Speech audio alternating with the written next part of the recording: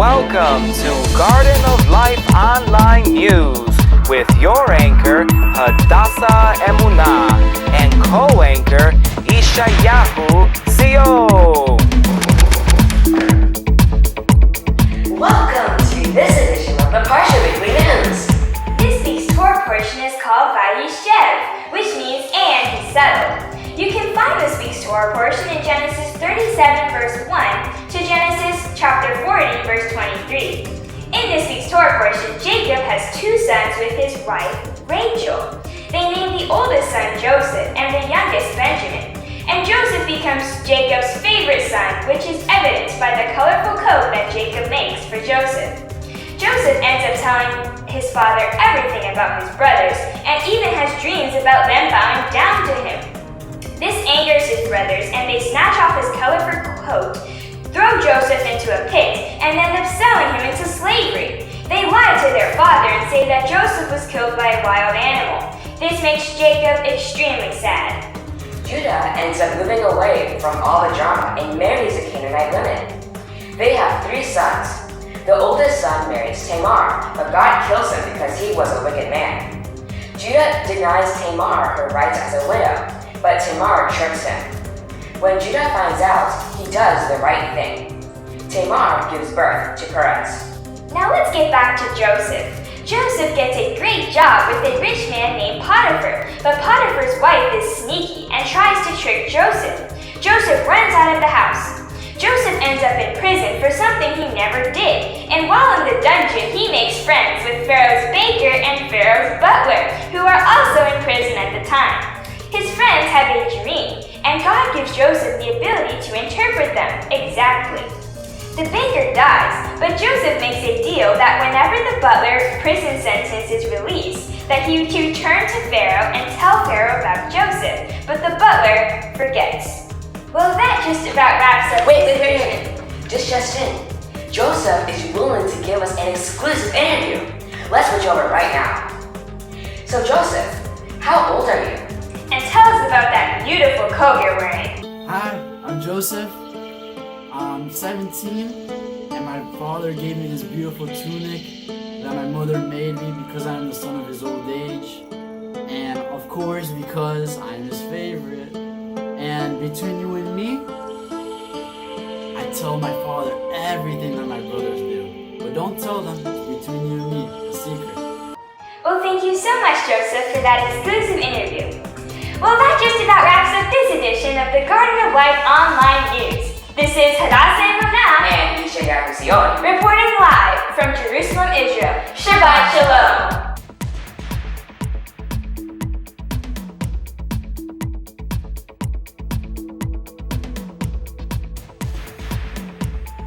So to draw that Vayeshev drawing, first we're going to start with, all we're going to do for this one really is just draw Joseph. So for this, I'm going to start at the bottom, okay? Right here at the grid line. Just go down. Oh, one more thing. When we're drawing this, we're going to want to draw it as hard as we can, because when you do the background, you're going to go over the drawing. But if you draw it hard enough, you'll still be able to see it through the paint. So you want to draw this as hard as you can. So we're going to start with the bottom like that. And then we're going to go up in an angle like this, and then create Joseph's sleeve. So go up. Stop there. Up. Stop there. Then we're going to go down for a sleeve, out, and then kind of go back up. Stop. Same for the other side. Then we're just going to go up some more. We need to go up a little bit more. Align it. And then we're just kind of gonna do that. Yeah, just go connect them straight across.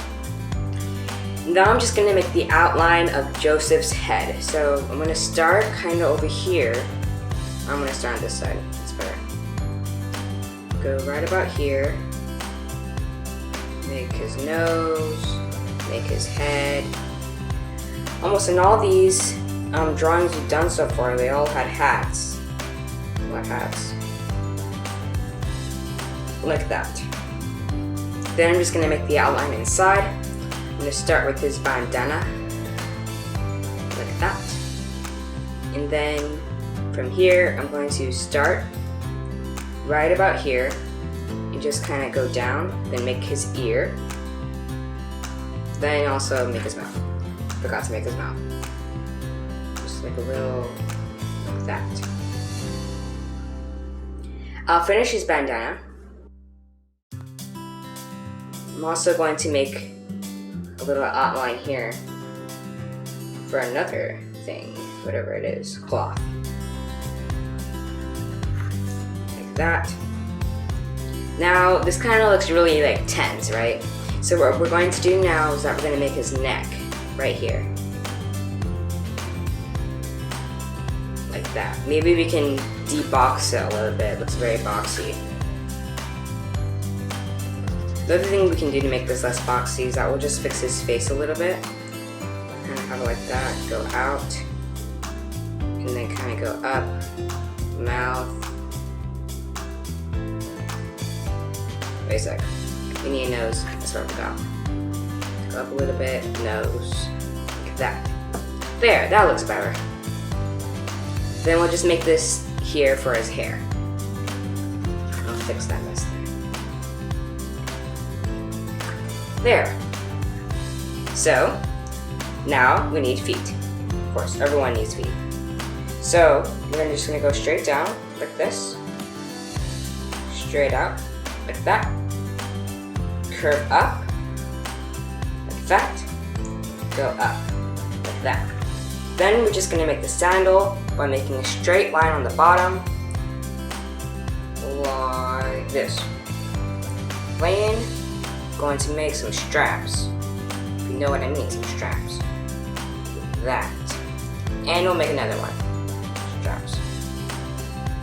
I guess sandals were a big thing back then. His other foot is gonna go line up like this, same spot. So it's gonna make it look longer, or it's gonna have to be longer.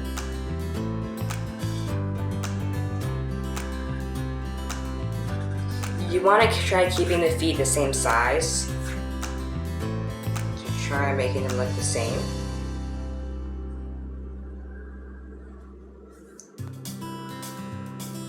Make the rubber of the sandal and then make the straps.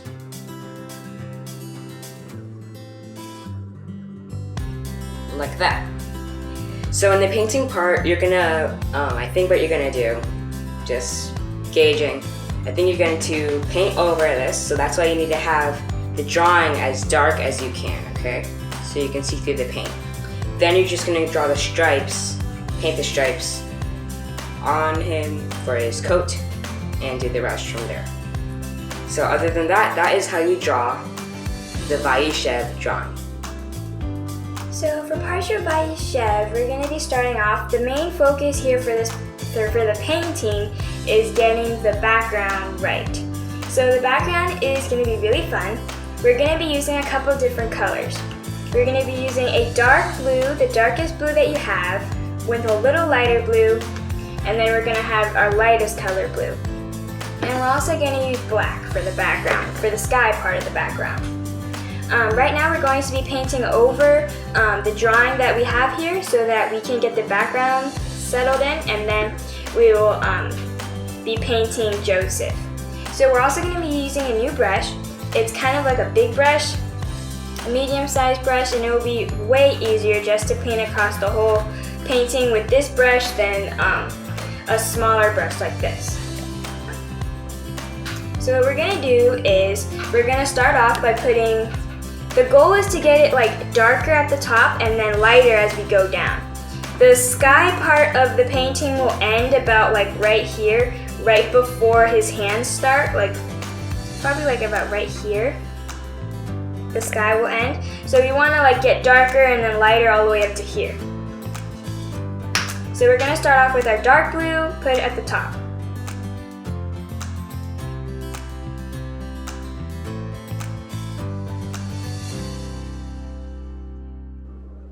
So now that we have all of our paint on here, darker at the top, getting lighter as we go down, we're going to start with our first coat of the sky. Now remember, this is a night sky, so we want it to look kind of dark and blended in the colors. Now I'm just going to use this brush and go back and forth, trying to blend all the colors together. That is our goal.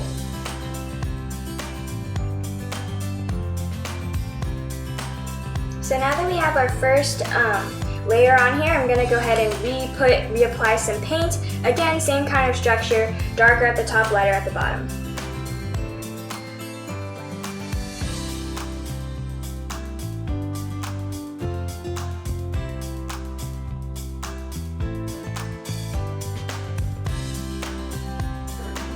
So now we have kind of like our background sky. We're going to work on it a little more with adding some more things like the sun, like the moon and the stars. So for right now, we're just gonna let that dry a little bit. We can also go over a little bit of it with white, just to give it kind of like a shiny lookingness to it.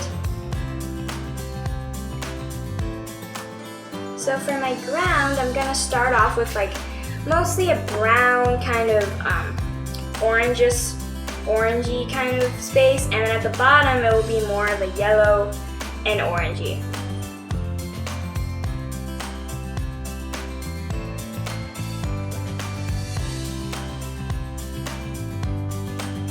So I'm going to put that brush to the side for now, and I'm going to make sure to dry my painting completely before moving on to the next step, which will be to do the moon and some of the stars. So something you could do, put this what you have right here in front of the fan and let it dry quickly. And then while I'm letting this dry, I'll clean up a little bit around my area. Okay, so now that my background is dry, I'm going to be working on the moon and some of the stars right now. And I'm just going to be using my little flat brush, my number 2 flat brush, and some white paint. We're going to be doing a circle for the moon around this area of the painting. So this painting represents the dreams that Joseph had, or 2 of them. Joseph had 2 dreams. One, he was a bunch of stalks of grain bowed down to him, 12 to be exact, representing his brothers. And the other one is when the sun and the moon and the stars bowed down to him. So in his dream, the moon represented his mom, his mother. So the moon represented his mom, the sun represented his father, and the stars represented his brothers. So in his dream, they all bowed down to him, meaning the entire family. And we'll also do a couple of stars, but we'll add more later. Next, we're going to go ahead and work on the sun. Now the sun is going to kind of be like coming up, but it's still nighttime, so it's almost at like right when the sun comes up, the break of dawn. So the sun is going to be like starting here, going out this way. So we'll see some of the sun, but keep in mind that our grain is going to go here, so it's going to be covering some of the sun. Now I'm just going to switch to my angular brush here, and I'm going to use yellow and orange for the sun, and a little bit of white. So now that I have my yellow and white mixture, I'm just going to start from down here and work my way over.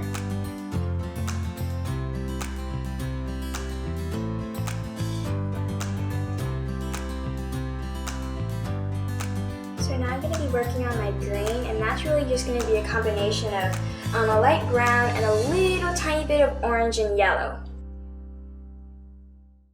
Now for the grain, I'm going to end up, when the grain dries, putting a little, these like little brown ropes on it, like to tie them up.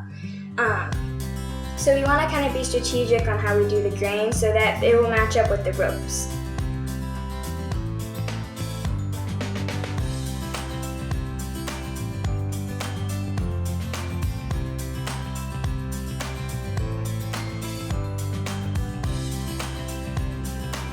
Okay, we'll come back to our grain in a minute. Now, let's start on Joseph.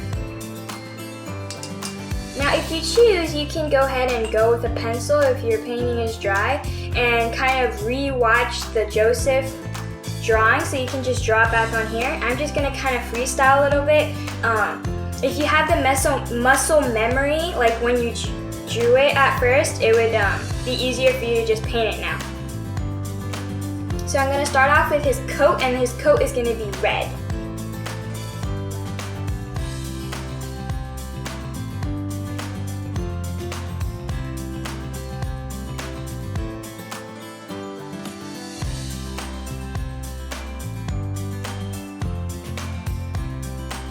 So I'm going to work on Joseph's feet now, and again, like we always do, we'll start off with the feet and then do the sandals once the feet dry.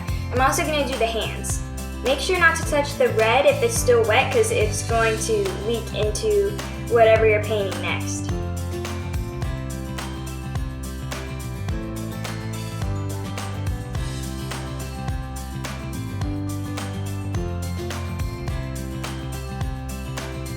I'm going to wait for my coat to dry before I move on with Joseph's head and the rest of the colors on his colorful coat. Okay, now we're going to start on Joseph's face, and we're also going to be doing, just so you know, a little hat, so keep in mind that when you're working on his face.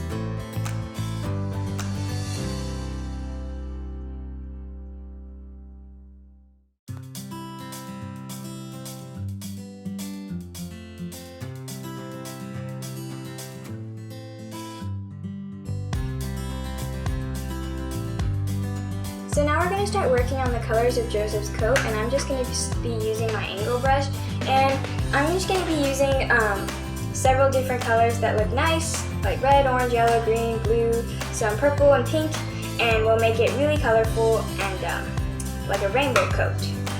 We already have red, so I'm going to skip red and just go to orange. So these dreams that Joseph had, we know that one, God spoke to Joseph through these dreams, and he was basically preparing Joseph for the future. And he also spoke to Joseph's brothers, even though Joseph's brothers got really mad at Joseph. When Joseph's brothers heard about these dreams that Joseph was having, they basically thought that Joseph wanted them to be his servants, so they felt threatened.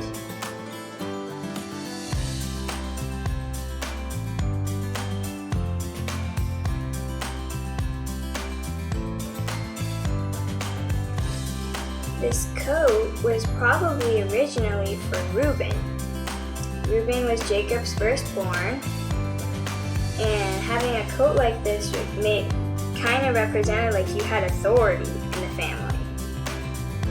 So naturally it would have gone to Reuben, who was the firstborn. But it didn't, it went to Joseph, and when it went to Joseph, the brothers wanted to take the coat away, which was kind of like them taking the authority away that Joseph had.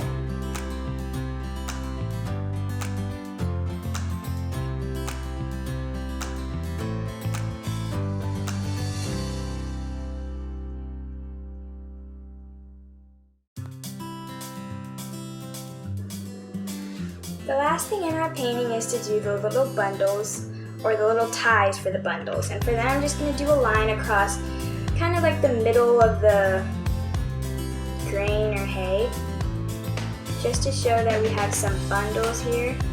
And I'm going to go back and add a little more yellow.